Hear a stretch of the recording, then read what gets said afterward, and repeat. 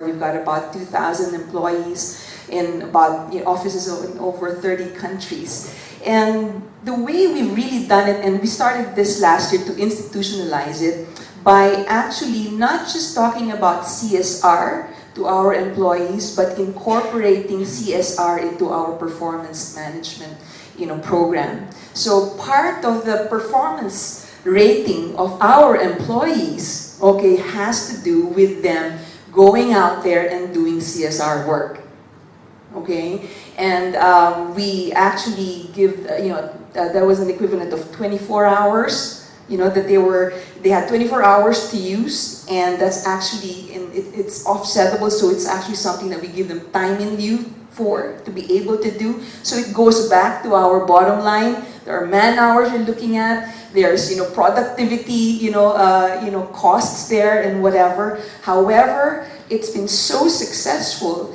and one of the things that was shown in that video was our Footprints program. That's actually our staff taking Saturdays off, mentoring children on their precious weekends, and that ran not for one day. It ran for 10 months. We piloted that in Malaysia last year, and we now have our Hong Kong office doing that also. They just finished their 10-month program, just last Monday. And the gratification is actually much greater for our employees than for than for the beneficiaries. So it's one thing to talk about your values, but when you create an environment where they actually can live it out, there's no better way for them to really believe and buy into it than doing it themselves. We're actually working on a project right now that we're going to pilot in the Philippines, which is really working with women in the communities, giving them the product to develop and giving them the financing to do that, and then buying back that product, okay, and plugging that into our business. And we're very excited about that, because I think that's really the way to go.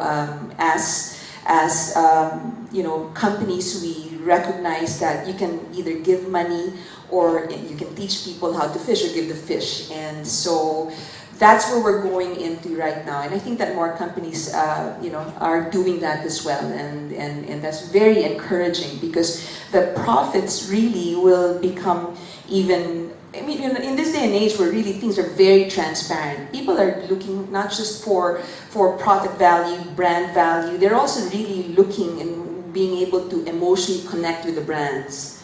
And more and more, that's where the story of the product and really how that, the background of that product and that brand becomes even more important. And knowing, people are prepared to pay, and go to great lengths to buy a product if they know that by buying that product, it's their own way, they are making a difference as well. So, yeah. I can't speak for Western companies because I'm not Western.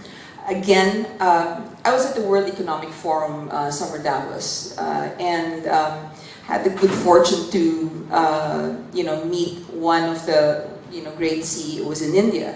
And he really drove home a very important point, which I totally subscribe to, which is that Asian companies, one thing that makes Asian companies very different is that we really are very familiar in the way we do our businesses, okay? And that also translates to whatever it is that we do, even CSR, including CSR. And so to Asian companies, in my experience and to my knowledge, and definitely as far as we're concerned, it's not about philanthropy or CSR, it's just really a way of life. It's an extension of really how we live our lives. Very communal, very, other-centered, right? And so forth. So my one advice would be start with your why. Your why. Because your why, if your why isn't clear, then, it's not going to work out. Once you have a compelling, strong, clear why, the how will follow. And there will always be variations of the how. But the why, if it's clear and it's, and it's genuine, okay, that's always going to guide you and drive you regardless of the changes that will happen in the business climate.